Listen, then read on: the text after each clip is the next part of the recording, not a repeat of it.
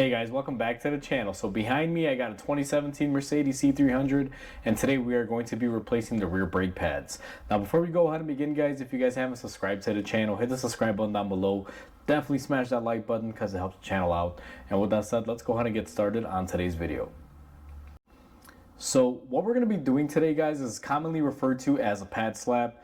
The customer just simply wants to put brake pads on this car and not touch the rotor, so that's what we're going to be doing. Now I would normally like to cut the rotor or replace the rotor. To be quite honest with you, I prefer to just replace them, but these do cost quite a bit of money, and that is why the customer just simply wants me to put on the pads. So that's what we're going to be doing per customer request.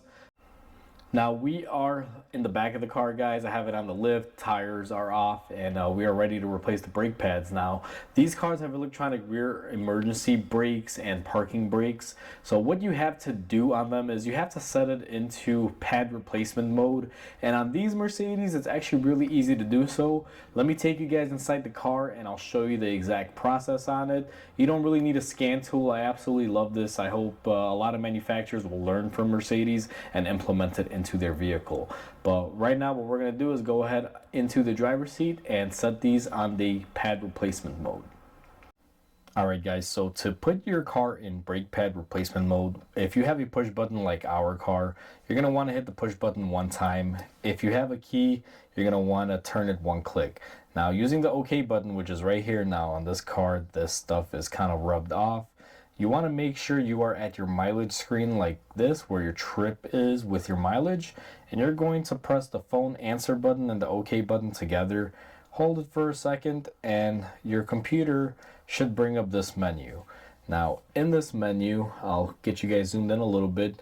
You're going to use these buttons. You're going to scroll down to brake pad replace. You're going to hit OK, and it's going to say move to fitting position with OK. So we're going to press OK again.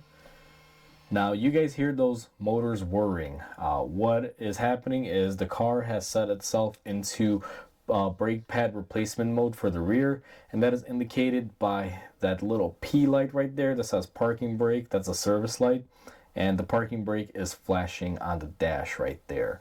What you can do now is go ahead and just turn off the car and go ahead and do your work. Now the car will continue to remain flashing these until you are all set. Alright guys, now that our caliper is set into service mode, what we have to do is remove the spring.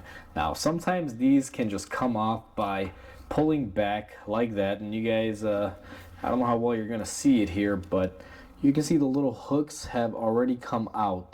Now I'm gonna zoom you guys back out here a little bit. And sometimes you may need a screwdriver for this. I usually have a screwdriver in my hand, but what I do is I'll just grab it and I'll push back as I pull out, and these usually come off. Now be very careful. If you're using a screwdriver, you may want to put a hand over it so it doesn't pop out and hit you in the face. But basically when I'm pushing it back from here, I'm releasing these hooks and I'm pulling it straight out. What I'm going to do next also is I'm going to take a flathead screwdriver and I'm going to make a little bit of room on my caliper piston here by just decompressing it just a tiny bit. Now you don't have to do this all the way till it goes flat, but what I try to do is I try to compress this piston as much as I can. Otherwise when you take it off sometimes it'll stick, but now we have it nice and loose. It's real easy to do it this way, and it makes for less work when you have to use your piston compressor tool. I pretty much got this caliper piston pushed in almost all of the way. So now that we have that done, what we're going to do is go on the back side here and we got to remove our caliper pins.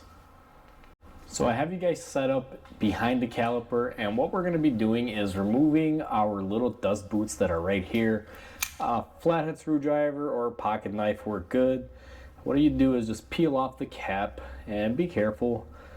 Sometimes these can be stubborn, just don't shoot it across the shop. And we're also going to be removing it off the top one here. These little dust caps just keep dirt and debris from getting in there. So all you're going to do is pull them out. That is what they look like. Not really a huge thing. And now that we have those off, the next thing that you're going to have to do is inside of here there is a Allen style. I don't know how well the camera picks it up, but it's going to be a size 7. And I like using these really long ball Allen head sockets. They work really good in here because you could kind of attack these almost at every angle. So what I'm going to do is go ahead and take off my bottom one, just break it loose by hand first, and I'm going to use the electric ratchet to drive it out.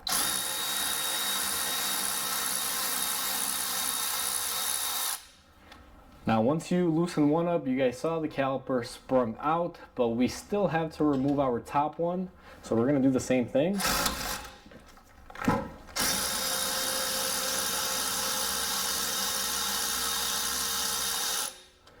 And once both of those release, you don't really have to pull them out of the hole or anything. What I like to do is just grab my caliper and just pull it up and out of the way. And I try to rest it on something. These calipers are very difficult. They won't really fall down, but they'll kind of stay in place just like that. And now we have access to our brake pads. And what we're gonna do is go ahead and just take it off. Now these typically will have a sensor on here, and the sensor I'll show you a little bit later. It's still on the caliper. It's pretty much damaged because this was throwing a light. So just be mindful of that. But our brake pads are pretty worn out on this thing. So now that we have those out, I'm gonna bring you guys back out of there and show you guys the next step. I have the caliper facing out because I wanted to show you guys the sensor. Now in here, if you pull up, the sensor is pretty much broken and mangled up. This is what tells the computer that you need to replace your brake pads. And this one's damaged. We're gonna pull it out, and the best thing to do is grab a pocket knife or something. You will notice right here there's a little spring, and what you want to do is lift up on it while pulling on the sensor, and it should release. Now this one is a little stubborn because they do have a little gasket there, and that's how you pull that out. If you just try to pull it out without releasing that little bit of spring tension, it will fight you. And to show you guys the carnage on here, you guys can see it is pretty much chewed up. You see it's a little copper there. It already started grounding out, giving the computer the signal that this thing needed rear brakes. Now on these particular cars, if your brake pads don't wear down to the point where they wear this out, you can reuse the sensor. However, once this happens, you got to replace it. Otherwise, you will have that brake warning light on your dash. So now that we have that off, we got it out of the way. We are pretty much all done with the caliper until it's time to push in the pistons and everything and grease it up. But I did want to share this with you guys because typically you're supposed to unhook this and then remove the caliper. But this one I clearly saw. I mean, you guys can see this thing is pretty much broken. So it came out very easily with the caliper itself. Now we are looking at the inside of our caliper, and what you're going to want to do is push the remainder of this piston in. We didn't get it all the way by using the screwdriver method, and what we're going to be using is this brake depressor tool. It's pretty simple. You pull on this and you guys can see it pushes the plunger in. And the way I like to set these up is you put it in there and you just start depressing it, and we only have a little bit of this piston that needs to push in, and right there it just bottomed out. So by using the screwdriver earlier, we actually did pretty well, and we pushed most of it in. Now the reason why you set these into service mode is because if you don't, you're not able to push in the piston, and on these models you don't have to spin it to retract it.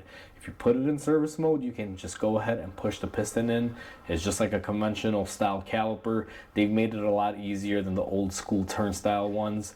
I know back in the day, a lot of Mercedes, you had to basically set it into the pad changing mode, and then you would have to have a specialty tool to spin this as you would push it in. But that's just not required anymore. They made it super easy on these models. Now that we got our caliper piston pushed in, what I like to do is take a rag and clean up your caliper surface areas. You don't have to go real nuts. You just want to remove any big debris pieces. And what I like to do on these is take some caliper grease or brake lube, and I will put some on the inside of these caliper fingers. And also I like to put some on this caliper piston.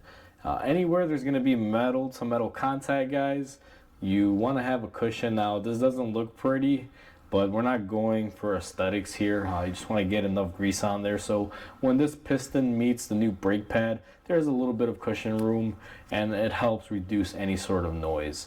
You can choose to do it or not do it, it's up to you, but I've always done it and I've had good success with it. I've never had any issues. So now that we have that done, this caliper doesn't use conventional pins or anything. What I would do and what I recommend, like in this scenario, you can take out these little caliper pins that hold it into place. And what I generally like to do is take a little bit of a Scotch Brite pad, clean them up, get any of these little like rusty parts off, which is just a little bit of staining. And once those are cleaned up like that, what I generally do is put them back into my caliper. They just push in just like that. Now I'm gonna do this off camera because it can be a little tedious, but you're gonna do it to the top one and the bottom one. Just clean those up as well, and then we are pretty much all done with our caliper prep. We are ready to prep our caliper bracket to receive our pads, and that's what we're gonna be doing next. So I got you guys focused in on our caliper bracket, and we have to clean this up and prep it.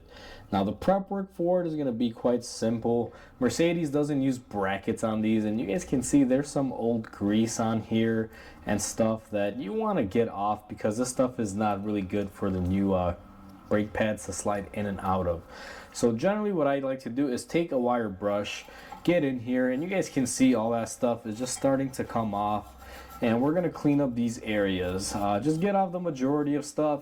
These parts are aluminum, so more than likely you're not really going to have a lot of debris in here like rust, but you want to clean them up and do the best that you can so that way your brake pad can slide in nice and easy. And make sure you do the outside and the inside as well.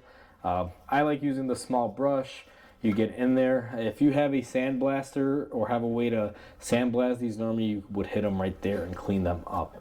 So I'm gonna go ahead and spend a little bit of time on this and get these nice and clean. And after I clean them up, what I'm gonna do is come in with some brake cleaner and just brake clean them off, just like so. So I'll be right back once we have all that done, and then it'll be time for us to install our brake pads. Now that we cleaned up our slide areas, we're not replacing rotors on this. You know, the customer just wants to do brake pads. Now I wanted to mention that there's going to be two different style pads on this. There's a inboard and an outboard. If you notice, the one that's on the inboard has the spring, the outboard one does not. So be very mindful of that. What we're going to do is make sure we install them in the correct order because one of them will fit the sensor that we have to reinstall, one of them won't. So you want to be mindful of that. Now what I generally like to do is I take my outboard brake pad, and you guys can see this one's already greased up. I like to grease up my areas here, which are going to be the little slide areas. And all you have to do is just come in here and put it in just like that. Now you know you did a good job when your brake pad basically wants to fall out. That's how these should be done, guys. They shouldn't have a lot of restriction on there. So that is a good sign. That means you did a good job at cleaning them up. And just to reiterate, guys, if you take a fresh brake pad, like this is our inboard one, I haven't put any grease on it or anything. All I'm going to do is just add some grease to these general areas. Wherever it's going to contact metal to metal, it'll just help it slide. And you don't want to overdo it. Just a little bit is good enough. And same thing with this one, guys. It should just slide in just like that. And both of our brake pads are installed, and you guys can see they have a lot of room. And the next step that we're going to be doing on this is we're going to go ahead and install our caliper back on it. So our brake pads are installed, and you guys can see they are just hanging in there, which is the way they should be. What I'm going to do next is go ahead and take my caliper. Now we've already gone through and we serviced our caliper, we cleaned it and we greased it. And what we're going to do is go ahead and put our caliper back into place. And we are going to be putting our pins in here and pushing them down and in. And then what we're going to do is go ahead and tighten up your caliper pins. Now I'm not going to show this because the same way we removed it, use the same Allen head socket and tighten them up. Now that we tightened up our pins, what we're going to do is take our little dust boots that we took off and make sure you go ahead and reinstall these. Now depending on the caliper, you may or may not have these, but almost all of these do. The only ones that don't have it is if you have like a Sport AMG package. They use a Brembo style, completely different brake setup. but always put these back on. Helps keep water out of there. Most brake pads will come with new ones in a kit. However, the customer supplied these parts, and these brake calipers, I'm sorry, these brake pads I should say, are let's just say of the money saving variety, so they really didn't come with much as far as hardware. Typically you'll get new rubber stuff for back here, and you'll get a new spring, and these brake pads didn't come with any one of those things, not even the brake pad wear sensors, which you know, it is what it is. But next thing that we are going to install, and I'm going to have to move the camera around, get you guys in the front position here, and we're going to take our spring that we removed. Now typically this would be new, but we don't have a new one because like I said, customer supplied parts. So what you're going to want to do is come in here, put it in the eyelet, and then put some pressure, hold it out that way. Then what I do is I grab this lower area here, and I'll just push it in as I try to put it into its grooves. Now you guys can see that one failed. Let me see if I can redo this here. Just like that. Okay, so I mean, I can overcome these with just my hand pressure. Sometimes you may need a screwdriver, whatever you prefer. But one thing that I always do afterwards is I make sure with a flathead that it is secured and in place, because you don't want the spring to come out. It actually is integral to the caliper working correctly and applying proper pressures. Now that we have our caliper installed and our spring and everything is on there, you're going to have to reinstall your brake pad wear sensor. And the way that this is going to work is quite easy. Now I'm going to have to get the lighting in here. You guys can see there is a little hole in your brake pad. That is where this portion goes in. And the way this works, I'm going to try to film this, guys, and I do apologize because I may wind up blocking it. But let me see if I can just get this to go in there. And sometimes, here's a word of the wise, install this before you put the caliper on, but then you're going to have to fish the wire through. But you guys can see just like that, I went ahead and I pushed in our sensor. I made sure it's clipped in correctly. And the next step is you're going to take your sensor and go ahead and lock it in there. Make sure you push it in. You should see the little clip rise up there.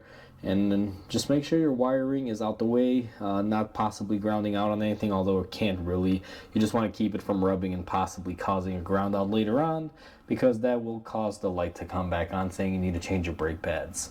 After you've done replacing your brake pads, is you're going to come inside the car again. Now I've already replaced my brake pads on this car. And I'm going to put this in the beginning of the intro so you guys can see how to switch it between the modes. So now we are in the service position, meaning we could go there, replace the pads, do what we need to do. And before you go ahead and drive the car out, you're going to come back in the car. You're going to push the engine button one more time to position 1, exactly like we did the first time. And make sure you're on the mileage screen. Hit the OK and call answer button simultaneously. Give it a second until this menu comes up again. Then you're going to scroll down to brake pad replace one more time, hit OK. It's going to say fitting position reached, exit fitting position with OK. And you're going to go ahead and press OK. You're going to hear that noise. I'm sure you guys hear it buzzing in the background. And our lights went off. And now it says fitting position has been exited, confirm with OK. And you hit OK again, and that is how you take it out of service mode. And to get out of the screen, just press the home button, and you guys can see you'll get out of your menu, and then just go ahead and turn off the car. Now, before you drive out again, make sure you change your settings, guys. You always got to come back in here and do this. I thought I would mention this so you guys are aware. Alright guys, so that's how you replace rear brake pads on this Mercedes C300. Now, I will admit that I usually like replacing rotors, but the customer brought these parts in. That's all he wanted done. So I'd rather have him have brake pads and be able to stop than no brake pads, because I try to upsell him on rotors and he just refused to do so. Sometimes people want what they want, and I made the car a lot safer by just doing a pad slap than anything else. So, you know, debate it however you want, but in my eyes, I'd rather have this guy not causing accidents. Simple as that. Now, this car is really simple, really easy. You guys saw there's not even a scan tool that is needed to put it into workshop mode for the rear brakes. You can all do it inside the car. I absolutely love working on these guys. These are real easy when it comes to brakes because they give you everything with the car. You just need the tools and it's pretty simple. No scan tools or anything required like on the older cars. Plus, you don't gotta sit there and turn those pistons in. They just push right in. So Mercedes, thumbs up. I absolutely love working on these, and it kind of makes me miss working at Mercedes because sometimes they're a real pleasure to work on, and I love working on these things. They're quite simple. So with that said, guys, hopefully you guys enjoyed this video. Please comment, like, and subscribe because it definitely helps the channel grow.